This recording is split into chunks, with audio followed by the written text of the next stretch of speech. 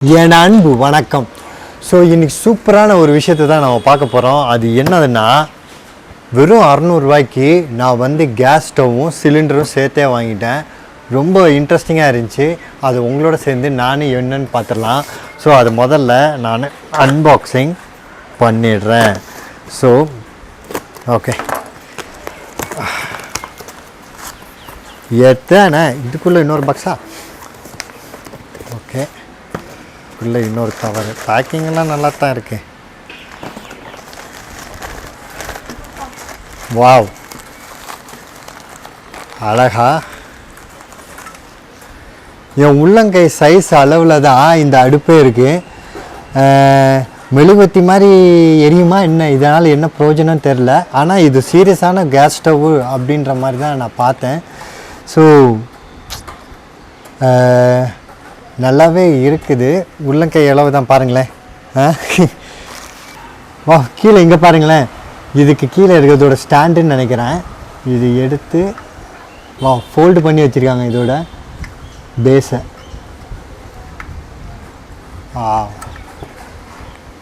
சூப்பராக இருக்குல்ல.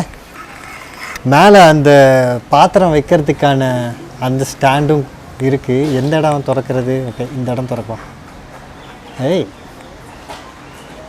சூப்பர்.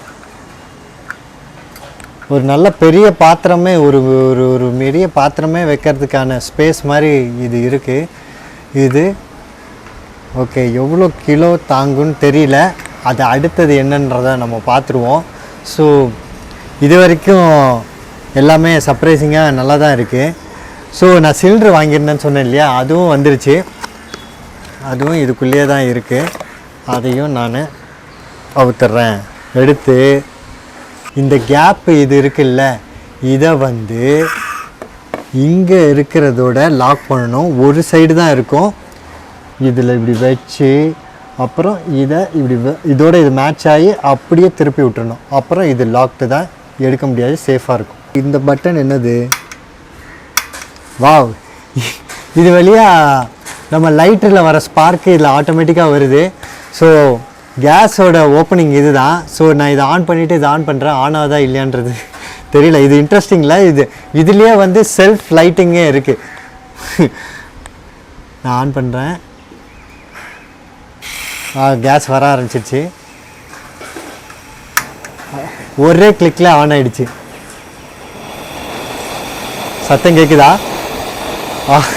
நல்ல ஒரு வீட்டில் இருக்கிற பெரிய கேஸ் ஸ்டவ்வில் என்ன ஃப்ளேம் வருமோ அதோட ஜாஸ்தியாகவே வருது. ஃப்ளேம் கம்மி பண்ணாலும் நல்ல மீடியம் ஃப்ளேம் கம்மி பண்ணலான்னு நினைக்கிறேன். ஏன்னா ஸ்டார்டிங் ரொம்ப கம்மியாக தான் இருந்தது. ரொம்ப சிம்லேயும் இதை வைக்க முடியுது. பாலா, நான் இதில் சாம்பாரே வைக்க போகிறேன். ஒரு 7லேருந்து 10 பேருக்கு சாம்பார் வச்சு நான் பார்க்க போகிறேன் இது எப்படி ஒர்க் அவுட் ஆகுதுன்னு.